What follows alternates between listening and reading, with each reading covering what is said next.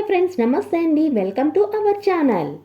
ఈరోజు నేను గోధుమ రవ్వ బెల్లంతోని ఒక టేస్టీ ప్రసాదం చూపించబోతున్నానండి. దీనిని కొంతమంది గోధుమ రవ్వ కేసరి అని, కొంతమంది గోధుమ రవ్వ హల్వా అని అంటారు. ఒక్కసారి నేను చూపించిన విధంగా చేసి చూడండి. టేస్ట్ బాగుంటుంది అండ్ పర్ఫెక్ట్గా కూడా వస్తుంది. ముఖ్యంగా దీన్ని సత్యనారాయణ స్వామి వ్రతం అప్పుడు, క్షీరాబ్ది ద్వాదశి అప్పుడు, ఏదైనా పూజలు చేసుకున్న భజనలప్పుడు ఇలాంటి ప్రసాదం చేయడానికైతే చాలా బాగుంటుందండి. చాలా తక్కువ టైంలో అయిపోతుంది. అంతేకాదు చాలా టేస్టీగా ఉంటుంది. ఇంకెందుకండి ఆలస్యం, వీడియోలోకి వెళ్ళిపోదామా మరి. ముందుగా పొయ్యి వెలిగించి పాన్ పెట్టుకొని దానిలోకి 2 టీ స్పూన్ నెయ్యిని వేసుకొని, నెయ్యి అనేది కొంచెం మెల్ట్ అయిన తర్వాత దానిలోకి జీడిపప్పును వేసుకొని మీడియం ఫ్లేమ్లోనే పెట్టుకుని చక్కగా గోల్డెన్ కలర్ వచ్చే అంతవరకు వేపుకోవాలి. ఇలా వచ్చిన తర్వాత దీనిలోకి కొన్ని రైజన్స్ కూడా వేసుకొని అవి కూడా చక్కగా వేపుకోవాలి.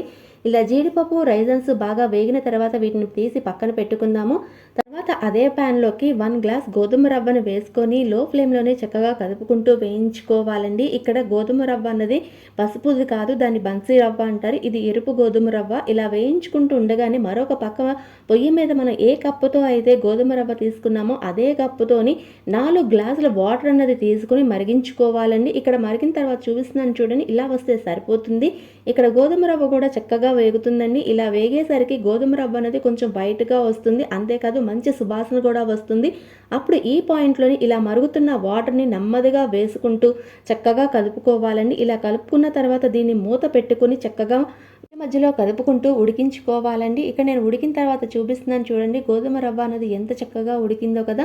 ఈ 4 కప్పుల వాటర్కి గోధుమ రవ్వ ఉడకలేదనుకోండి, ఇంకొక 1 కప్ వాటర్ని బాయిల్ చేసుకుని దీంట్లోకి కలుపుకొని మూత పెట్టుకుని మధ్య మధ్యలో కలుపుకుంటూ చక్కగా ఉడికించుకోవాలండి. కొన్ని రవ్వలకైతే మాత్రం వాటర్ అన్నది సరిపోదు, కొంచెం ఎక్కువే పడుతుంది. అది రవ్వను బట్టి ఆధారపడి ఉంటుంది. మీరు ఒక్కసారి దాన్ని చూసుకుని చేసుకోవాలి.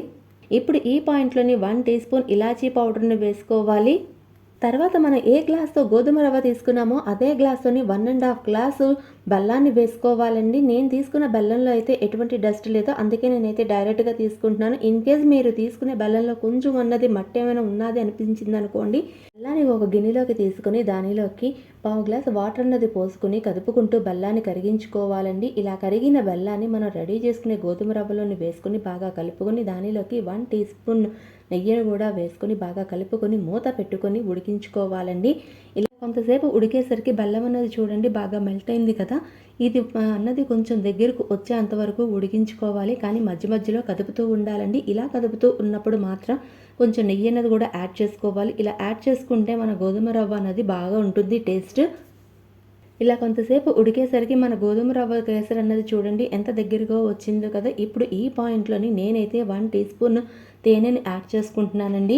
భగవంతుడికి ప్రసాదంగా సమర్పించేటప్పుడు ఎప్పుడైనా అన్నది తేనె అనేది యాడ్ చేసుకుంటే చాలా మంచిది, టేస్ట్ పరంగా బాగుంటుంది. అంతేకాదు భగవంతుడికి సమర్పించే ప్రసాదంలోని పచ్చకర్పూరం అనేది ఎంత ఇంపార్టెంటో తేనె అన్నది కూడా అంతే ఇంపార్టెంట్ అండి. అలా వేసుకోవడం వల్ల పూర్తిగా మనం భగవంతుడి కృపనైతే పొందగలుగుతాము. ఇలా వేసుకున్న తర్వాత దీనిలోకి 1 టీ స్పూన్ నెయ్యిని కూడా వేసుకొని బాగా కలుపుకోవాలండి. కన్సిస్టెన్సీ అన్నది ఇంత లూజ్గా ఉంటేనే సరిపోతుంది. ఇంకొంచెం మీరు టైట్గా చేశారనుకోండి ప్రసాదం చల్లారిన తర్వాత చాలా గట్టిగా అయిపోతుంది. ఇలా కొంచెం లూజ్గా ఉండేసరికి మనకి చల్లారిన తర్వాత పర్ఫెక్ట్ కన్సిస్టెన్సీ వస్తుంది. అప్పుడే వంట మొదలు పెట్టేవాళ్ళు ఇలాంటి ప్రసాదాలు చేశారనుకోండి, వాళ్ళకి కన్సిస్టెన్సీ అన్నది తెలియడం కొంచెం ప్రాబ్లం అవుతుంది కదా. అప్పుడు మీకు తెలియాలనుకోండి, ప్రసాదం గరిటెని ఒక్కసారి మన చేత్తో తాకారనుకోండి చెయ్యి అంతా కొంచెం జిగురు జిగురుగా అవుతుంది. అలా వచ్చింది అనుకోండి, అప్పుడు మనకు ప్రసాదం అన్నది కరెక్ట్గా వచ్చినట్టే. అప్పుడు ఆ పాయింట్లోనే కట్టేసి మనం ముందుగా వేయించుకున్న డ్రై ఫ్రూట్స్ని కూడా వేసుకొని బాగా కలుపుకోవాలి. ఇలా కలుపుకున్న తర్వాత మూత పెట్టుకుని ఒక 5 నిమిషాలు అలా ఉంచేసేయాలండి. 5 నిమిషాల తర్వాత దానిలోకి చిటికెడంత పచ్చకర్పూరాన్ని కూడా వేసుకొని బాగా కలుపుకోవాలి. కలుపుకున్న దాన్ని భగవంతుడికి సమర్పించడమేనండి. అంతేనండి. క్షీరాబ్ది ద్వాదశి అప్పుడు, ముఖ్యమైన పండగలప్పుడైనాను, భజనలు చేసుకునేటప్పుడైనాను, కార్తీక పౌర్ణమి అప్పుడైనాను ఇలా ఈజీగా ప్రసాదం చేసి భగవంతుడికి సమర్పించి ఆయన కృపా కటాక్షానికి మనం పాత్రలు అయిపోదాము. ఇంకెందుకండి ఆలస్యం, మీరు కూడా ఒకసారి ఇలా ప్రసాదాన్ని ట్రై చేసి ఎలా వచ్చిందో ఆ ఫీడ్బ్యాక్ని నాతో షేర్ చేసుకోవడం మర్చిపోవద్దు. మీకు కానీ ఈ వీడియో నచ్చితే లైక్ చేయండి, షేర్ చేయండి. అంతేకాదు సబ్స్క్రైబ్ చేసుకోవడం మాత్రం మర్చిపోవద్దు. Thanks for watching.